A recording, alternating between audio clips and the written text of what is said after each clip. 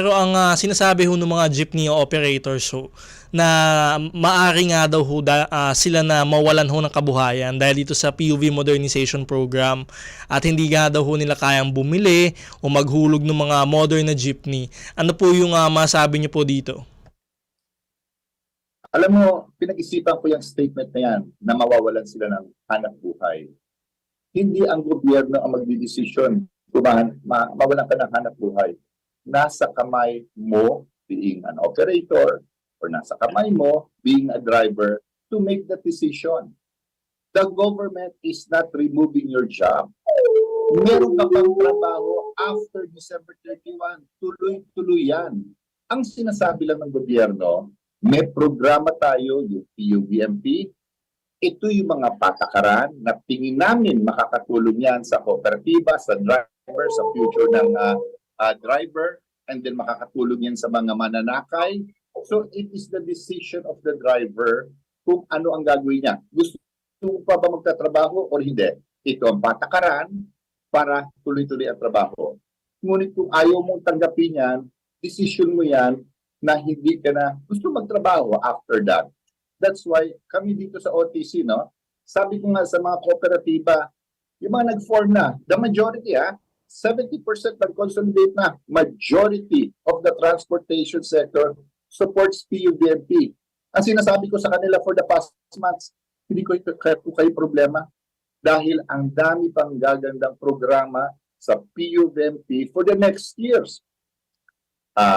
Presyo ng mga manufacturers sa sasakyan, bababa. Hahaba ang mga terms, bababa ang interest, equity subsidy could still go increase. May mga bills yan sa Senado, Kongreso para sa equity subsidy. Ang concern ko as OTC at ng gobyerno, yung mga ayaw pa for whatever reasons. Sila yung nilalapitan namin, sila yung hinihikayat namin na pumunta. Because at the end of the day, buhay nila ang nakasalalay.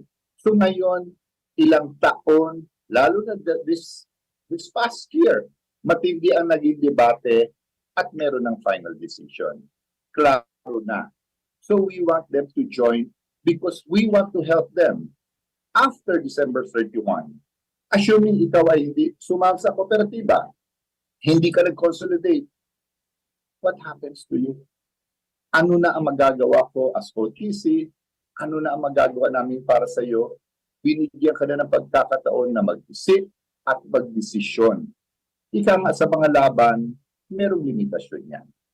Now, it's final, it's clear, and it is firm. So people now has to make a decision base sa decision na yon para tuloy-tuloy na tayo dito sa programa together. So ang trabaho, hindi namin inaagaw sa iyo. Ang trabaho ay gaganda pa namin. So ikaw ay dapat magdesisyon at nandito kami para alalayan ko kayo mga jeepney drivers and operators. Eto sir, nabanggit nyo na rin ho yung equity subsidy. No? Magkano ho ba yung magiging equity subsidy ng gobyerno sa pagbili po ng modern na vehicles? At kakayanin na ho ba ito ng mga PUV operators after nitong equity subsidy ho na ito? Okay. As of now, let's talk about yung Class 2, yung jeepney mismo. Kasi may Class 1, yung mas maliit. Class 3, UV Express. Class 4, yung mga minibus. Sa Class 2, nag-increase na kami just a few months ago. 280,000 ang ibibigay na equity subsidy ng gobyerno sa mga bibili ng public utility Class 2. Ito yung mga jeep. 360 naman kung ikaw ay sa pribado uutang. Pero kung sa gobyerno, 280. So yung amount na yan has been increased. Dati 160 lang yan. Or dati ata 80,000 pa. So nag-increase na to 280. And ito ang maganda dito regarding to sa presyo ng mga taas. We just met with the owners of Francisco Motors. Sila ay nagtitinda, nag-o-offer ngayon ng modern jeepney. Itsurang jeep. Stainless steel pa. Makina is electric. And it costs, first 1,000 orders, 985,000. Bawasan mo ng equity ng 280, 700,000, 5 na lamang ang babayaran mo na pwede mo utangin sa bangko. So yung tungkol dun sa mataas na presyo and other concerns. Ang marching orders namin, kay Secretary Bautista. Ang marching order sa amin ng Pangulo just this week, again, pagandahin nyo pa ang programa after the consolidations, yung deadline, mag-isip pa kayo paano palakasin, trabaho ko yun, paano bigyan pa ng mga equity subsidy or other help yung ating sector. So yung sinasabi ko kanina, hindi ako worried sa mga nagbuo na ng kooperatiba or nag-consolidate. Lahat ng tulong from Malacanang, DOTR, the whole government, private sectors, mga bills, or rather magiging batas sa Kongreso at Senado, they will flood. I'll just use the word, no? Flood yung benefits para sa kanila dahil alam na ng buong bansa that it will be a go, tuloy na yung PUVMP. So lahat ng tulong na baka nakaipit lang o nasa tabi ay tuloy-tuloy na. Ito yung gusto kong iparamdam sa ating mga ordinary jeepney drivers at operators. Sumama na po kayo because this is really for you. This is not a perfect program. Admitted yan ng Secretary Bautista at ng ating Pangulo. Kaya nga obligasyon namin na tuloy-tuloy kumonsulta sa inyo para ma-improve. But you cannot put the government, ang ating mananakay, hostage sa mga gusto ninyo. Ang usapin ko or ang concern ko ay naidadaan sa usapan. And we will not finish it this month or in 2 months, in 3 months. It's a process. But we have to agree first na sumama, mag-consolidate. Now that you are inside, you will be part of the solution. Hindi po kayo pwedeng nasa labas, nasa kalye. Mahirap po yun. Dapat nasa loob po kayo ng kwarto, nag-uusap tayo, nasa loob kayo ng programa because talagang doon natin maaayos, doon yung mailalabas ang inyong hinaing para makahanap tayo ng solusyon. Join us because we are here together. Yung po ang mensahe namin sa mga kaibigan natin dyan sa Piston, pati sa mga ibang grupo. We are not your enemies. We are here to help you. If you only know, kilala na po nila si Secretary Bautista. Ramdam po nila na gustong tumulong, lalo na yung grupo natin sa Piston. Ramdam nila. Let us take advantage of this relationship. Take advantage of these good people, our secretary, our president. Huwag natin sayangin ang mga ito because makikinabang po tayo dito in the long run and even soon.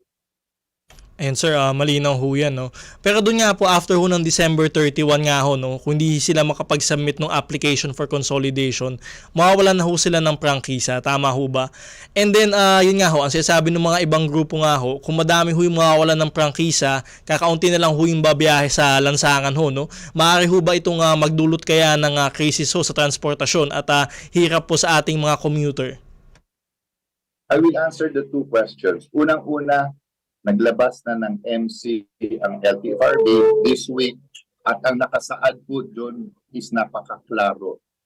Pag kayo ay nag-consolidate bago mag-December 31, kasama po kayo, bibigyan po kayo ng authority to use your franchise for the next year at tuloy-tuloy po yun.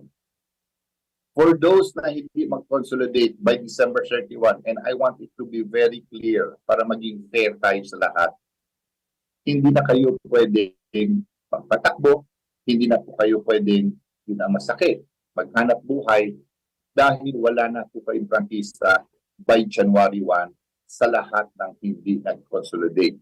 Kaya ako personally, my concern, kayo po, sumama na po kayo. Regarding sa sinasabi mong yung problema ng mananakay, we've been asked and we've discussed it sa buong DOTR and discussed it with the President. Unang-una, just to be clear, sa 100% po ng consolidation, ang target lang po talaga namin, syempre mas maganda higher, 65%. Nang 70% na po kami, lumagpas na po kami dun sa 65. Bakit 65%? Ang consolidation is based on the units. Ang units po na pinag-uusapan natin, this is around 200,000 plus, 210 or 20,000 plus. This talks about yung jeepney, na ang sasakyan na yan ay maximum siguro mga 20 ang pasahero. Ang papalit po dyan are modern vehicles, modern jeepney, na ang pasahero po is at least 30, 30. So there's a 1/3 difference from the ordinary jeepney to the modern vehicles. Kaya kung titingnan natin yung numero ng modern vehicles with the jeepney, kahit na 2/3 lang, mapupuno na ng modern vehicle yung capacity ng 100% na traditional jeepney. Kaya nga po, ganun po yung objective, even at 65% okay na po. Ngayon, sa Metro Manila, diretsoin na natin yung one of the areas na mababa ang consolidation. Sa Metro Manila po, ang mga hindi nag-consolidate dyan, yung sa mga maliliit na ruta, yung maliliit na kalye, yung maliliit or maiksi pong biyahe.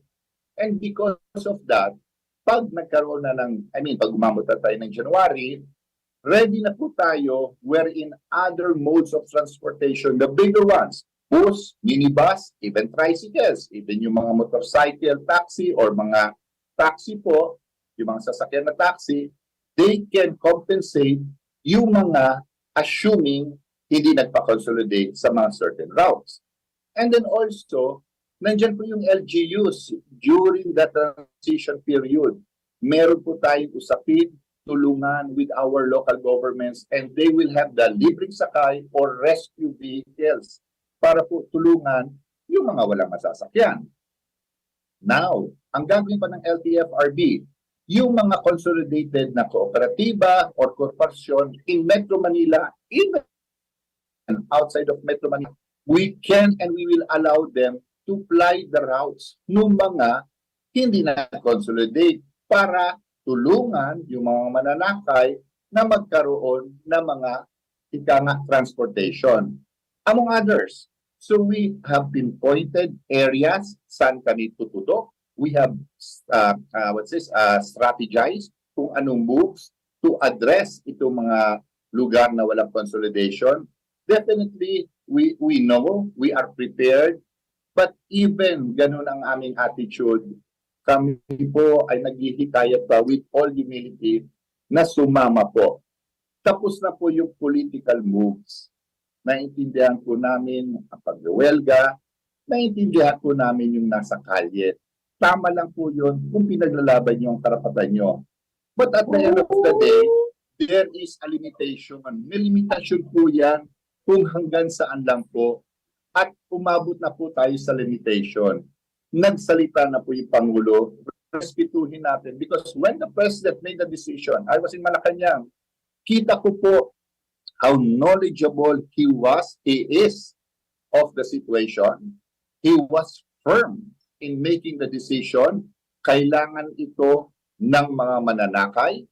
Let us respect the majority of the transportation sectors. Tulungan pa rin natin yung ayaw mag-consolidate up to a certain limit. But after that, talagang tuloy-tuloy natin. So, ibig ko sabihin, it's written on the wall, tuloy ang programa, and let us respect and embrace that. Ayan ho, malinaw ho yan sir. No? At mabuti din ho, nalatag nyo din ho yung plano ho no, ng DOTR, LTFRB para naman ho dun sa mga mananakay natin sa mga susunod na taon ho. No? Sir, panghuli na lamang ho, ano ho yung mensahe nyo doon sa mga PUV operators na ayaw pa din ho mag-consolidate hanggang sa ngayon? Sa mga operators, drivers na hindi pa nagko-consolidate, kaibigan nyo po kami dito sa gobyerno. Kaibigan. Ako po, chairman ng OTC. I am here to support the transportation sector. Day one pa lang ng pagpasok ko. Chairman Guadis is there for the transportation sectors. Secretary Bautista has always given us the order to support and to look for solutions para bigyan natin ng tulong para mas lumakas ang programa. The President believes in cooperative. Talagang naniniwala siya sa kooperatiba. So ang aming request na lang po, sumama po kayo, tanggalin na po natin yung ating galit, yung ating tampo, yung ating misunderstanding. Let us talk straight sa inyo po mga jeepney drivers and operators. Kakampi niyo po kami, hindi namin kayo bibitawan. Tuloy-tuloy po tayo sa programa. ng PUVMP, and this is a sincere call sa inyo po mga drivers and operators. Ayan ho, sana ho marinig ho ang inyong pakiusap nga ho no, sa ating mga PUV operators. Maraming salamat ho sa inyong oras, Chairperson Ortega. Maraming salamat sa iyo, Attorney Galang, at sa inyo lahat dyan. At tulungan nyo kami para mas maka-reach out pa tayo sa ating mga kaibigan na drivers and operators. Thank you. Si Office of the Transportation Cooperatives Chairperson Ferdinand Jesus Ferdinand D. Ortega.